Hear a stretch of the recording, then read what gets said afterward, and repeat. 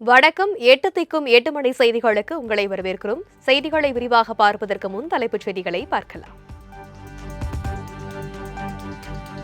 தமிழ்நாட்டின் வளர்ச்சியை கண்டு சிலருக்கு வயிறு எரிவதாக முதலமைச்சர் மு.க.ஸ்டாலின் குற்றச்சாட்டு.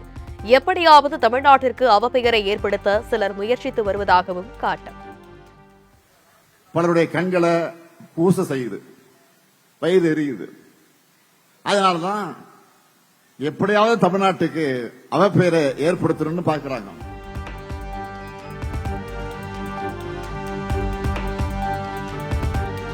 விவசாயிகள் போராட்டத்தை சிலர் கொச்சைப்படுத்துவதாக எடப்பாடி பழனிசாமியை மறைமுகமாக சாடிய முதலமைச்சர் மு.க.ஸ்டாலின். விவசாயிகளை பாதிக்கும் வேளாண் சட்டத்தை சிலர் ஆதரிப்பதாகவும் காட்டம். சிலர் பேரெல்லாம் இஷ்டத்துக்கு மாத்துவாங்க. ஆனா விவசாயிகளை தவிக்க விட்டு நடுத்தூரில் போராட்ட விட்டுருவாங்க. இன்னும் சிலர் விவசாயி வேடம் போட்டுக்கிட்டு அரசியல் பண்ணுவாங்க. ஆனா விவசாயிகளை பாதிக்கிற சட்டங்களை ஆதரிப்பாங்க. விவசாயிகளுடைய போராட்டத்தை கொச்சைப்படுத்துவாங்க.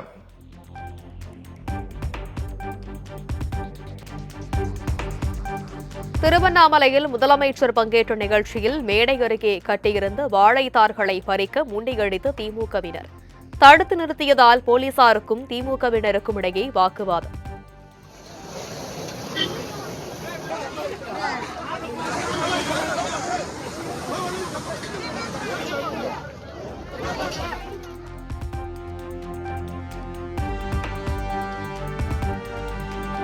அதிமுக ஆட்சியின் சாதனைகள் குறித்து விவாதிக்க என்னுடன் நேருக்கு நேர் மேடை ஏற தயாரா? முதல்வர் மு.க.ஸ்டாலினுக்கு எதிர்க்கட்சித் தலைவர் எடப்பாடி பழனிசாமி சவால்.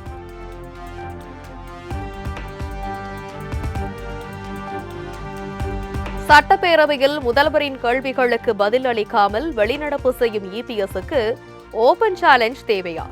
சட்டமன்ற எதிர்க்கட்சித் தலைவர் எடப்பாடி பழனிசாமிக்கு திமுக அமைச்சர் ரகுபதி கேள்வி. சென்னை எழும்பூரில் உள்ள முதன்மை கல்வி அலுவலகத்தை முற்றுகையிட்ட இடைநிலை ஆசிரியர்கள் குண்டுகட்டாக கைது. திமுக ஆட்சிக்கு வந்து 4.5 ஆண்டுகள் ஆகியும் இன்றும் வாக்குறுதிகள் நிறைவேற்றப்படவில்லை என குற்றச்சாட்டு.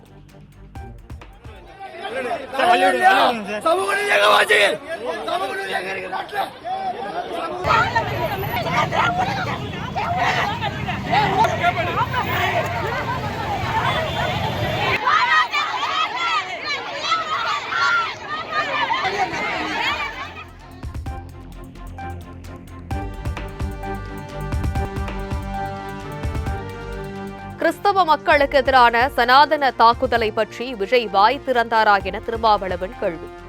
பாஜக RSSக்கும் துணை போகும் வகையில் சீமான் விஜய் செயல்பட்டு வருவதாகவும் விமர்சனம். அந்த சனாதன சக்திகளுக்கு துணை போகக்கூடிய வகையில் சீமானும் விஜயும் செயல்படுகிறார்கள் என்பதிலே எந்த சந்தேகமும் இல்லை. அவர்களுடைய செயல் திட்டம், அவருடைய அரசியல், அவருடைய போக்கு அனைத்தும் பிஜேபி RSSக்கு துணை போகக்கூடியதாக இருக்கிறது என்பதுதான் யதார்த்தமான உண்மை. இதை தமிழ்நாட்டு மக்கள் புரிந்து கொள்ள வேண்டும்.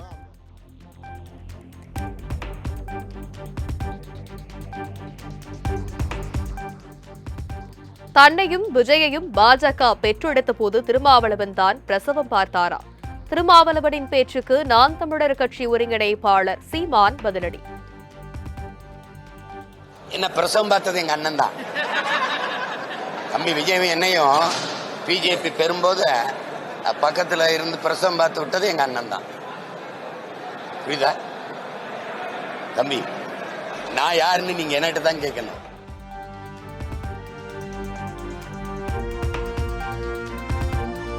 திராவிடர்கள் தனக்கு வாக்களிக்க தேவையில்லை என சீமான் அதிரடி அறிவிப்பு.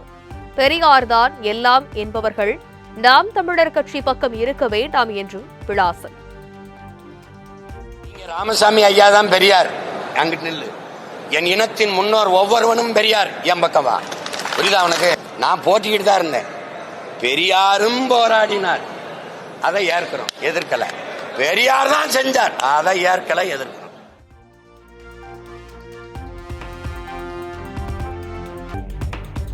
டிசம்பர் 29 நடக்கும் பாமக பொதுக்குழு தனது கடைசி யுத்தமாக இருக்கலாம்.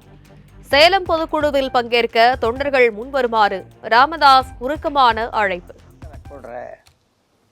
பொதுக்குழு சாதாரண கூட்டம் இல்லப்பா, அது உண்மையான பாமகவோட மறுபிறப்பு.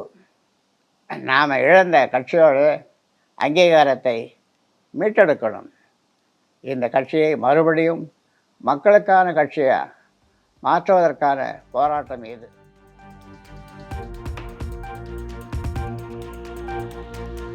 விரைவில் கூட்டணியை அறிவிப்போம்.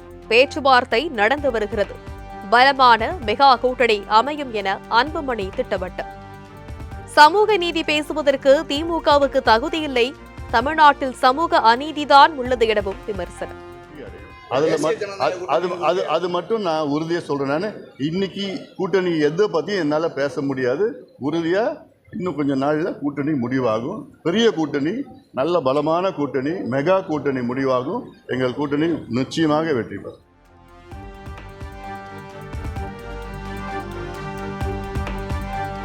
என் உடலில் ஓடும் ஒவ்வொரு சொட்டு ரத்தமும் விஜய்க்காகவே சிந்துகிறது.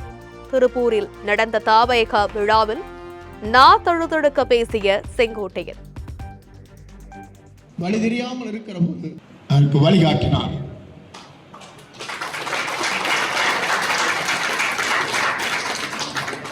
நான் இன்றைக்கு சொல்கிறேன், என் ஓடுகிற ஒவ்வொரு ரத்தமும் அவருக்காகத்தான் குறையும்.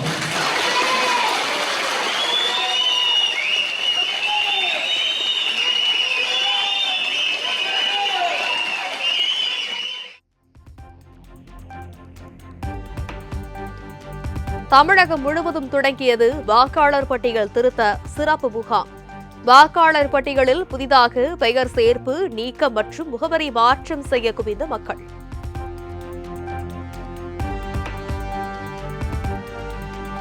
சிவகாசி அருகே கொங்கலாபுரத்தில் வீட்டின் கேட் சுவர் இடிந்து விழுந்து 2 சிறுமிகள் பரிதாப உயிரிழப்பு.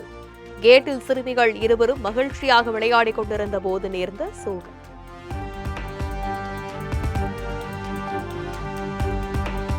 திருவாரூர் கூத்தாநல்லூர் அருகே பெற்றோர் இருவரையும் இழந்து தவிக்கும் 3 குழந்தைகள். கோரிக்கையை ஏற்று அவர்களின் கல்வி செலவை அரசே ஏற்கும் என்றும் வீடு கட்டி தருவதாகவும் முதலமைச்சர் மு.க. ஸ்டாலின் உறுதி.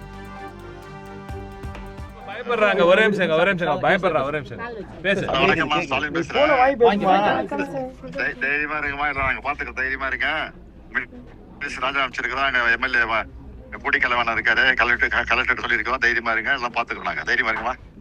ரொம்ப நன்றிங்க சார்.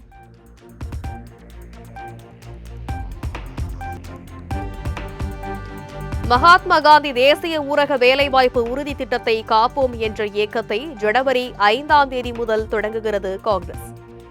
டெல்லியில் நடைபெற்ற காங்கிரஸ் காரிய கமிட்டி கூட்டத்தில் தீர்மானம் நிறைவேற்றம்.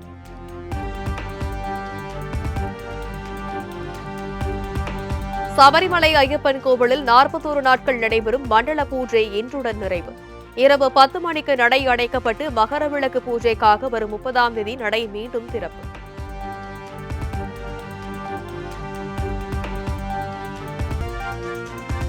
தாய்லாந்து கம்போடியா இடையே புதிய போர் நிறுத்த ஒப்பந்தம். இரு நாட்டு எல்லையில் 1 வாரமாக நீடித்த மோதல் முடிவுக்கு வருகிறது.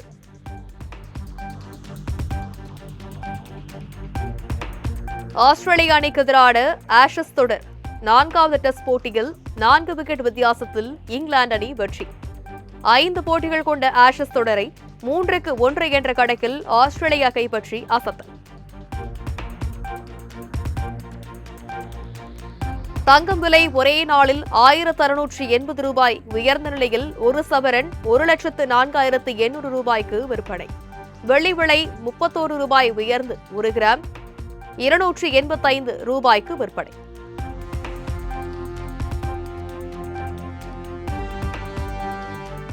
மதுரக்காரங்க மட்டும் ஏன் இவ்வளவு ஃபயரா இருக்காங்க என அஜித்குமார் கேட்டதாக சூரி தகவல். மதுரையில் செய்தியாளர்களை சந்தித்த சூரி நெகிழ்ச்சி பேச்சு.